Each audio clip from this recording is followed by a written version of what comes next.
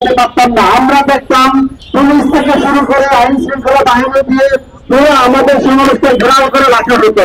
আমাদের মানুষরা কথা বলতে পারতো না। আমাদের এইখানে যেসব ভাইয়েরা আসতো তারা একটা ভয়ের মধ্যে থাকতো যে এইখানে কথা বলার পরে তারা আদৌ ঠিক মতো বাসায় পৌঁছাতে পারবে কিনা। আমরা দেখেছি বিগত বছরগুলোতে শেখ হাসিনা কিভাবে আমাদের ভাই বোনদের সাথে নির্যাতিত করেছে এবং তাদেরকে কিভাবে গুণের স্বীকার করেছে। আমরা দেখেছি দীর্ঘ 12টি বছর আমরা অনেক চেষ্টা করেছি বলার জন্য যে আমাদের ভাই বোনদের সাথে কি হয়েছে, আমাদের গুণ হওয়া ব্যক্তিদের সাথে কি হয়েছে, কিন্তু আমরা কখনোই সে সংবাদগুলো জানতে পারতাম না। আজকে শেখ হাসিনার পতনের পরে আমরা কেন হাইকোর্টের সামনে দাঁড়াবো? আমরা কেন আজকে শেখ হাসিনা পতনের পরেও আমরা কেন আমাদের পরিবারের স্বজনদের ফেরত পাইনি? সেটা আমাদের সবার জানার অধিকার আছে।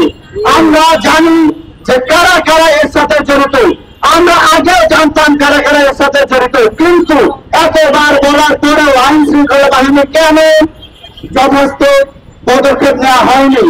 আমরা আগে জানতাম যে শেখ হাসিনা সরকার ছিল, কিন্তু এখন তো একটা রেজিমের পরিবর্তন হয়েছে। এখন তো শেখ হাসিনা আর ক্ষমতা নেই। এখন ইউনূস সরকার ক্ষমতা থাকার পরেও কেন আমরা আমাদের পরিবারের স্বজনদের ফেরত পাচ্ছি না?